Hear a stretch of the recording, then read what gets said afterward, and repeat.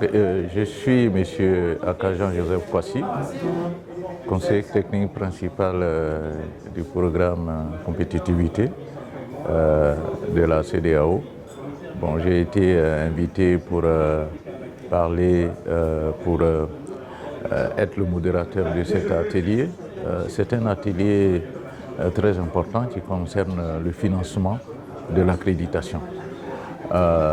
Moi, je travaille pour l'ONUDI et au niveau de nous appuyons la CEDEAO pour mettre en œuvre son programme.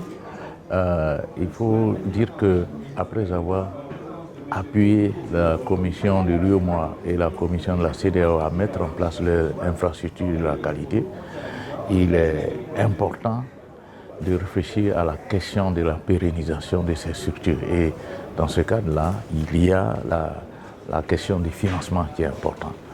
Il faut dire qu'au niveau de la région, beaucoup d'efforts ont été réalisés, beaucoup d'actions ont été réalisées et ces actions ont permis de mettre en place des structures telles que le SOAC, qui est la structure régionale pour les pays de l'UEMOA pour l'accréditation. Et cette structure actuellement a été capable d'aller à l'accréditation d'un certain nombre de laboratoires. Beaucoup de laboratoires, je pense qu'il y a plus de 40 laboratoires qui sont accrédités et beaucoup d'autres sont engagés dans le processus. Mais le SOAC lui-même est actuellement reconnu au niveau international, ce qui va renforcer la reconnaissance des résultats qui sont émis au niveau des laboratoires. Mais il faut penser à la suite, à la pérennisation. Et cette suite-là, jusque-là, ces programmes ont été soutenus par des financements publics, je dirais, ou communautaires, notamment par rapport au SOAC. C'est la commission de la CEDEAO qui lui a apporté les subventions dans le cadre d'un certain nombre de programmes d'appui.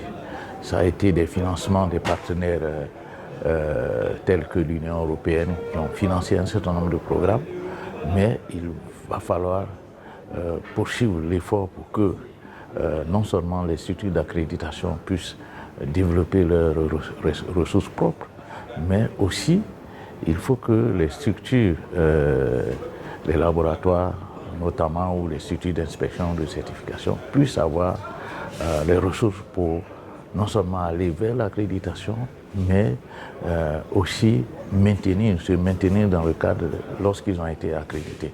Et donc ça, c'est très important et c'est pour cela que nous organisons cet atelier qui regroupe les commissions de la CEDEAO, les commissions de l'UEMOA, des structures de financement, des structures d'appui à la qualité, mais surtout les laboratoires, certains qui sont déjà accrédités, pour échanger par rapport à leur expérience en termes de financement de l'accréditation. Par exemple, pour les laboratoires, il s'agit de partager leur expérience, comment ils se sont organisés pour avoir les financements pour s'engager dans le processus d'accréditation, mais aussi comment ces laboratoires comptent se maintenir dans le cadre de leur accréditation à travers un financement qui est d'ailleurs une exigence de la norme qui a permis leur accréditation.